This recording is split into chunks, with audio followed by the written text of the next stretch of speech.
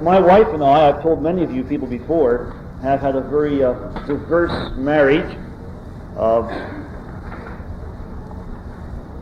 We only really became Christians after we were married. No one ever told us before we were married the things I'm going to be telling you this morning. And we struggled for 7 years out of the 18 years of our marriage because we never really knew how husbands and wives are different, because men and women are different, and therefore how we should be relating to one another. After 7 years of struggling, someone told us about it. We went to some courses and learned some things, and what was revealed to us was the way husbands and wives are, according to God's plan, made to relate to one another. And so I share this with as many people as possible because that radically changed our marriage relationship. And we're still working on it. We still have a lot to do. But we're trying to put more and more into practice these principles. So let me share those with you this morning. And let me read with you the paragraph on this piece of paper I've given you. We hear time and again about the physical characteristics of men and women, how they differ, and how they should fit together properly. But God not only created women and men different physically, the same is true of them spiritually and emotionally. One differs from the other according to God's purpose and plan. In addition, God not only made men and women to fit together physically, He also intended for them to fit together spiritually and emotionally. And once this is discovered, it becomes clear that the spiritual union and the emotional are every bit as exciting as the physical union. It is all part of God's plan for us. Now, I'm going to be sharing some things with you this morning that some of you aren't going to agree with. And that's the way it goes. Okay, I'm going to share with you the truth as I understand it. If I didn't think it was the truth, I wouldn't share it with you. Okay, but I'm open to being taught myself. So I'm trying to learn more things about this all the time. So I'm going to share with you what I think is the truth, what has worked in my marriage, has worked when I've shared these principles with other people and they've applied them to their marriages. They've found that it really has made a difference in their lives. And the very attitude toward one another as husband and wife, really, to start with. It's amazing that some people will not admit that men and women are different, not only physically, but also spiritually and emotionally. The big move, the big lie, as far as I'm concerned, and the humanism being taught today, is that we're all the same. Well, that's garbage, as far as I'm concerned. We are different. And I always love sharing this, whether it's with two people or a whole bunch of people, because I love to watch the smiles going across the faces of people when they say, "How did he know that about me?" Or I see the old elbow go into the side. Now, "Did you hear that? I wish you knew that about me," and that sort of stuff. So it's going to be interesting to see how this happens again this morning. Let me also say in introduction that I forget what I was going to say in introduction now. Oh yes, that the principles I'm sharing are true, but they are more true in some people than others. In other words, there are some people who this really applies to, and other people who it generally applies to. But it will apply to all of you. I will guarantee you that. It'll be fun to watch as the lights go on. Okay? If you need a pencil, raise your hand and Terry will see that you get one. Okay? Let's go up here. Okay, there are 5 things we're going to be talking about now. About men and women, and they're different. Basic needs, basic responsibilities, basic abilities, basic drives, and basic means of communication. Now I'm going to jump all over this chart as we're talking about this morning. So feel free to ask questions, but it might be good for you to be quiet for a while because I think I'll probably answer most of them before you get a chance to ask them. Okay? Let's start with the women. Each of these things, as I said before, fits together. That's why the arrows are here, because they relate to one another. Women have a basic need, gentlemen. You should know this. And it's the way God made them. Once again, remember, we don't complain because God made us different physically, because we know the joy of fitting together physically. Now, don't start complaining because God made you different spiritually and emotionally. He did it for a purpose. so that you would fit together just as excitingly, spiritually and emotionally, as you do physically. So be open to receiving, all right? Women have a basic need that men don't have. Women have a need to feel loved and secure. This underlining of the word secure. Women have a need to feel loved and secure. Now, men like to feel loved too. See? That's why I say don't get excited about this. Men want to be loved too. But it's very important for women to know that there's love and security being provided for her. Gentlemen, you may have discovered when you changed the job how inordinately your wife got upset. You're going to do what? That's because of this basic need for security which God has put into her. Don't get upset about it when that happens. Understand it. That's part of God's plan for your relationship, so that you might be bound together in a very special way, so you can fit together. That's a reminder to the man that you just can't go running off and doing anything you want to. It's also wonderful for raising children, so that the wife can provide that nesting sort of thing. You know, we have to provide the right kind of atmosphere in home to raise our children in. This is the way God made women, different than men. And it's very important for us to realize that. That means, therefore, gentlemen, that your basic responsibility is to provide love and security. That makes sense, doesn't it? It's a basic need. You are married and have covenanted with your wife. Therefore, it's your basic responsibility to provide the love and security that your wife needs. Now, you'll find out more and more what you can do to provide that love and security. It changes because your wife is changing. Matter of fact, if she's like my wife, she changes about every 5 minutes. She's not here, so she can't argue with me this morning. But we all do change. We're different today than we were yesterday because we're a day older. We've had different experiences, so we change.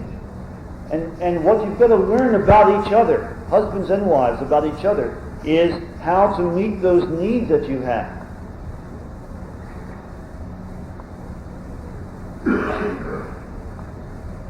There are different ways that I use to let my wife know I love her. I tell her I love her. That's very important. Jump down the chart under women, it says basic means of communication, right in there, verbal. We'll get into that a little more later on. But it's very important for your wife to hear you say that you love her. And most men will say, well, for heaven's sake, I've been married to her for 5 years or 10 years or 25 years, but now she should know I love her. I've been hanging around this long. No. Every day she wants to hear it. Okay? Do anything you like, gentlemen. If you don't say it, she's not going to believe it. Basic means of communication is verbal. Tell her that you love her. All right? Now you better back up the telling with some action, though. Okay? So you show her that you love her by the things you do for her. I was sharing this at the couples retreat a number of weeks ago, and I was sharing some of the things that I did to show my wife I loved her. And then, I'd say about 2 weeks after that, my wife was very lovingly, I think, saying to me, you told those people all the things you do to show how much you love me. You want to show me how much you love me and give me security? Get the income tax finished. I never realized that. I never realized that that really made her insecure and made her think I didn't care, because I finally, eventually got around to sending in the income tax form. That really made her feel insecure, and I praise God that she let me know that. It's important for you to find these things out. By the way, the best way to find these things out about one another is to say to your mate, what can I do, or what would work best, or to somehow investigate these things, test things out. All right? It's best not to have someone come up to you and say, well, it's about time you did this to show me you love me. It's best if you ask and say, what can I do? Maybe experiment with some things. Try some things out for a week and check with your wife or your husband and say, how am I doing? Well, this week you get a C, try better next week.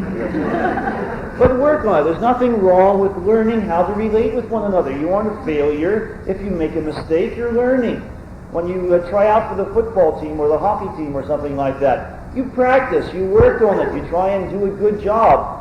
God did not create you with infinite knowledge to know how to relate to that strange person you married. You've got to learn. And you especially have to learn because they change every day. And you must learn new things. I do little things for my wife to let her know I love her, too, which seem to be important to her. Like when we go out to eat dinner, she likes when I order for her. That just makes her feel important. We'll go over the menu together when the waitress comes around, or the waiter, then I tell the waiter or waitress what we both want. Barbara likes that. Your wife might not like that, but I know I've learned my wife likes that, so I do that. That makes me feel important too, it's a big, Okay. Security, provide security. This means all kinds of security. It means financial security. Let your wife know that you are going to provide financially for the family. It's very important for you to let her know that. And that you aren't going to all of a sudden decide to retire at age 32 or something like that. I've already passed that 10 years ago then. But I jokingly tell my wife I can't wait till she gets some sort of a degree where she can teach in the college and I can retire. Maybe that's why she's not working on the degree anymore. I'm not sure. Provide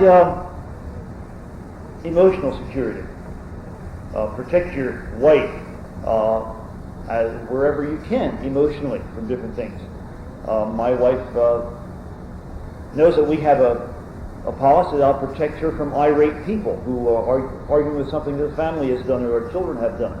Let's say one of my children has punched one of the neighbor kids in the nose or something like that, and the neighbors come down and I'm at home and talk to my wife and say, your kid hit my kid and has a bloody nose, what are you going to do about it? Barbara knows very well that she's allowed to say to those people, and we don't have irate neighbors at this point anyway, but our kids have never punched him in the nose either. My wife knows that she has every right to say to those neighbors, as soon as my husband comes home, I'll have him talk to you about it. She does not have to talk to him unless she wants to. She has that. She knows that I provide that for her. I also protect my wife because I know my wife. My wife has a problem of saying yes every time someone asks her to do something. She's running all over the place doing things. And a few years ago, she ended up with pneumonia, flat in her back for a few weeks because she just ran herself into the ground. After that, we made a new rule in the house. Whenever someone asks her to do something, she is supposed to say to them, if she chooses, she doesn't have to do this, she's supposed to say to them, I always talk to my husband about this and we pray about this before I say yes or no. And so then we can calmly talk about those things, and if I think that she can handle it, and we work at the schedule together, then she says yes. If she's doing too much, we say no. She can call the people back and say, I'm sorry, my husband won't let me. She doesn't feel bad about that. It's my fault. And I don't feel bad either. That's one way I provide emotional security for my wife, which leads into physical security because she will get ill if she just works herself too hard, because she always says yes. Okay, you will learn things about one another that provide this love and security. Think about those things. Spiritual security is very important. I must make sure that my relationship with the Lord is a good, strong, solid one for me to provide the kind of security spiritually that my wife should have. I want my wife to expect me to pray with her and for her and for the children. We should get to have opportunities to share the Word together. We should learn these things. I should encourage her to grow spiritually. Encourage her to share with me her insights into Scripture, which I'll get to a little later on in abilities, which is really great. But it's very important for this umbrella of protection spiritually to be placed over the wife. Let me write this in here just for now. Women's basic ability is, I'll just write insight for now. Women have more insight into things than men do. Sorry to say that, gentlemen. But they can see to a heart of a matter much more quickly and much more incisively than men can. We used to call it women's intuition years ago, but that had some sort of mystical sound to it. But women really can see to the heart of the matter very quickly, very quickly. In spiritual things especially, they're very sensitive to spiritual things. However, this means that if they're sensitive to spiritual things, it also means not only good spiritual things, but bad spiritual things. And this is an opportunity for the man in his practical nature, which comes over here, to be protective and make sure that the wife does not get involved in things which are wrong spiritually. Okay, let's get enough about the women. Men, let's see what your need is. Men need to feel in control and respected. Women, don't get upset if your husband feels that way. That's the way God made him. It's a basic need. He needs to feel in control and respected. Therefore, it's your basic responsibility, women, to make him feel in control and respected.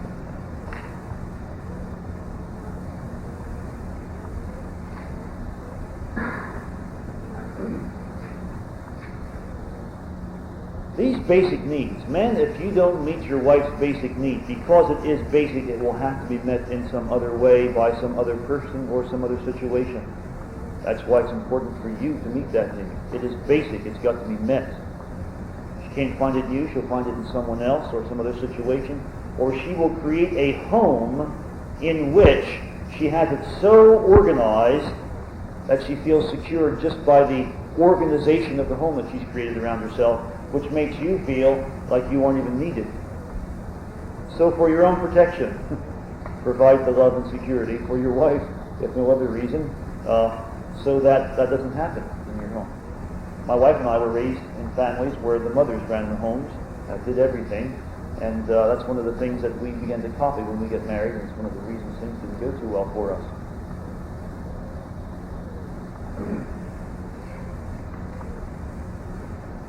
Women, you can make him feel that he's in control and respected by doing what we call visualizing success. Visualize success for your husband. You know his good qualities. Paul told you to dwell on the good and the true and the pure. Don't dwell on the negative things. That's Philippians chapter 4. I really think that applies in this situation. Don't dwell on the negative things that you see in your husband. Dwell on the positive things and let them begin to grow and expand. It's like watering a garden, making sure the right things grow. Please remember that God does not create junk. Everything he creates is good. If you find something negative in your mate, husband or wife, realize it's a good quality that has been turned around backwards because of some experience or because of some personality situation or something that happened in the past. And you can really make it a positive thing if you begin to look positively at something negative. For example, women, you know that your husbands get stubborn once in a while, don't they? Okay? Look at that stubbornness as really a positive characteristic called decisiveness. Okay? Look at it as being decisiveness. You begin to see something good about that and rejoice that you have a decisive husband. If you provide the right atmosphere and make him feel that he's in control and respected, he'll stop being stubborn. I promise that to you. He will stop being stubborn when you let him know already that he's in control and respected, and you look up to him as the authority in the home, because then there's no reason for him to be stubborn anymore. Stubborn means I'm going to do this whether it's right or wrong, because I'm trying to prove something. Okay? My wife and I both agree that men are little boys who have never grown up. In fact, my wife says that when God created man, he said, I can do better than that. And they made woman. Well, the fact is that, once again, as I said with women, if they don't have the love and security provided for them, they will do things to make them feel secure, which might be organizing things from sun up to sun down to make sure that things go in the right order. And that's not really necessary to do all that, but that will be done to prove and for herself Okay, that'll have the security. Okay, man's going to prove things too. If the basic need is not being met, that he is looked to as an authority in the home, and is loved and respected as he understands it by his wife and in control of things, he will do things to prove that he is, because the basic need is not being met. And he will get very stubborn. Honey, would you fix this, please? No, I'm not going to fix that. I'll fix it when I feel like it. Right? Have you ever heard that? That's not because he didn't think it needed fixing. He was trying to prove to you that I'm in charge. I'll do it when it has to be done. Even though I know it has to be done now, I will tell you when it has to be done. If you get rid of those situations, start letting your husband know he's in control.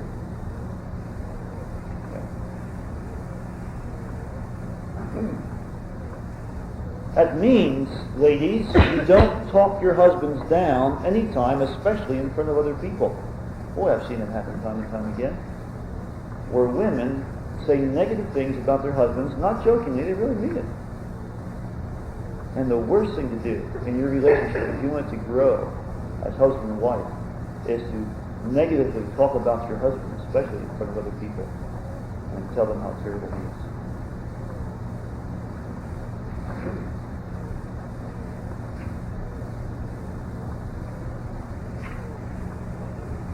Let's jump down here for a moment to means of communication.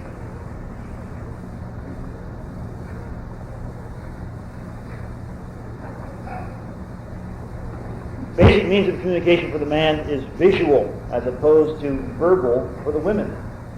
Okay? Women, you haven't seen your husband for a few hours, whether it's because he's at work or you're at work or you're both at work, and you get together again, and you just want to tell him those 25 things that happened today that are so important, and he doesn't care.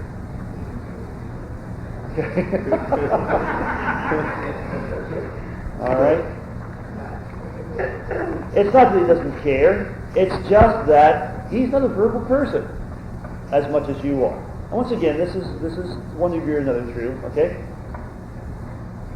Women, the best thing to do is to select 5 of those 25 that are most important to you and choose only to talk about them. Okay, that's sacrifice. Paul says in Ephesians chapter 5 that we are supposed to submit ourselves to one another. That's one way you submit to your husband, by choosing only 5 of the 25 things and talk about those. Men, do you love your wives? If you do, don't use this as an excuse not to talk to her. Say, my wife has a need to feel loved and secure. I can show her I love her. Why? Getting involved in conversation with her. And isn't it nice that she has only chose 5 of the 25? I will take time to talk about that. You know what happens, gentlemen? You know what you do? She's chosen 5 of the 25. You sit down and you do one of 2 things. You only listen to her while you're holding the newspaper in your hand. Okay? You're sitting there like this. Yes, hon. Mm-hmm. Oh, that's right. Okay. Oh, yes? Yeah. She doesn't have first priority at all. The newspaper is important, you're telling her, and you listen to her in between sentences. You put the newspaper down, hold it up, lay it aside, listen, talk, get involved in conversation. She'll go away. Don't worry about it. Then you get back to the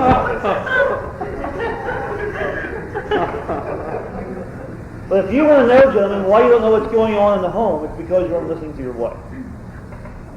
The other thing you will probably do is, if you don't do that, you will give her hesitating attention or listen briefly, and then the phone rings. And you rush to the phone and spend an hour on the phone talking to someone who doesn't have nearly as important things to talk about as your wife. And she knows that. And she says to herself, I sacrificed 20 things to talk to him about. And now he's talking to this other stupid person about this. Okay, so it's very important for you to realize that your wife wants to know that you care about her. One way you can show her is by getting involved in conversation with her. You sacrifice by talking more than you want to. Wives, you sacrifice by talking less than you want to. Visual. Men communicate mostly visually. There's a reason for this. Let's get back up here to feeling in control and respected. Women, you think your husbands don't care because they never talk about these things. The fact is, he's working on it all the time, thinking about it, making decisions, trying to work out how he's going to do this thing or that thing. When he's got it worked out, then he'll do it, because he does not want it to look like he's lost control of the situation. He does not want it to look like he's made a mistake. Don't get upset. That's the way God made you. Rejoice that you've got a husband who wants to take time and do things right. But this is why men don't talk a lot about things. They're working on them. They're thinking about them. This is one reason why you may have noticed that men like to surprise their wives. Have you ever noticed that? You haven't noticed that. They like to show you things that they've accomplished, and wait till she sees this, is what he's thinking. She'll really be thrilled. Meanwhile, she's saying to herself, I wish I'd known he was working on that. I could have given him some suggestions for making it work better. But this is what men do. Okay? Gentlemen, you should realize, because of the verbal nature of your wife, she does like to know you're planning for her future as well as thinking about it. You should tell her that you're planning on these sort of things. When I discovered my wife was really tense about the whole income tax situation, I discovered that it was very important for me, therefore, to let her know some dates on which I was going to work on these things. So I tell her, we're going to work on this day, this on that day, this on this day, this on that day. Eventually, we get it.